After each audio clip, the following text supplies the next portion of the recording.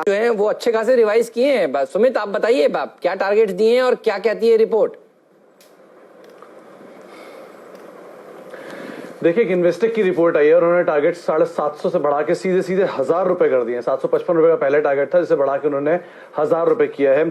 Majorly वो बेट कर रहे हैं कंपनी के इंजेक्टेबल और ब्रांडेड बिजनेस के ऊपर। यूएस में जो इनका ब्रांडेड बिजनेस है, उनका यह मानना है कि पूरे कारोबार के अंदर करीब करीब 40% का हिस्सा जो है ये कारोबार लेकर आ रहा है, और जिस कारोबार के अंदर जैसे जैसे पिकअप आ रहा है वो कंपनी की रेटिंग करता हुआ दिखाई पड़ रहा है। इसीलिए वो टारगेट्स को भी फॉरवर्ड साइड पे रिवाइज कर रहे हैं, 755 से बढ़ा के 1000 रुपए के आसपास। दूसरा, उन्होंने ये भी बोला है कि ये जो स्टॉक है ये अभी सिग्निफिकेंट डिस्काउंट में अवेलेबल है पूरे सेक्टर में, जहां पे पूरा सेक्टर जो 24 के मल्टीपल पे शेयर सेक्टर कामकाज करता है, ये करीब 13, 13.5 या 14 के मल्टीपल पे कामकाज कर रहा है FY20 की ईपीएस के अकॉर्डिंग।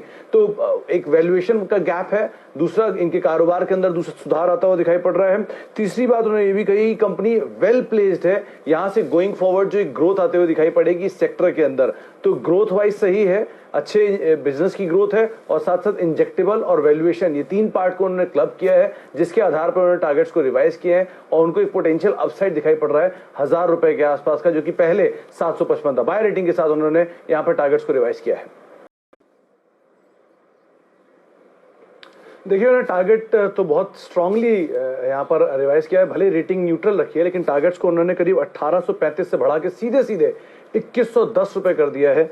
ये बात उन्होंने साफ कर दी कि जो बिजनेस का रीबाउंड है वो सरप्राइजिंग है। वो अनुमान जो लगा रहे थे उससे ज्यादा तेजी से बिजनेस के अंदर एक रीबाउंड होता हुआ दिखाई पड़ रहा है, और होम डेकोर के अंदर जो लोगों की स्पेंडिंग है उसमें एक तेजी से बढ़त आते हुए दिखाई पड़ी है। उन्होंने ये भी कहा कि जो इंप्रूवमेंट आ रहा है कि टेम्परेरी बेसिस पर नहीं है, एक सस्टेनेबल इंप्रूवमेंट उन्हें दिखाई पड़ रहा है बिजनेस के अंदर।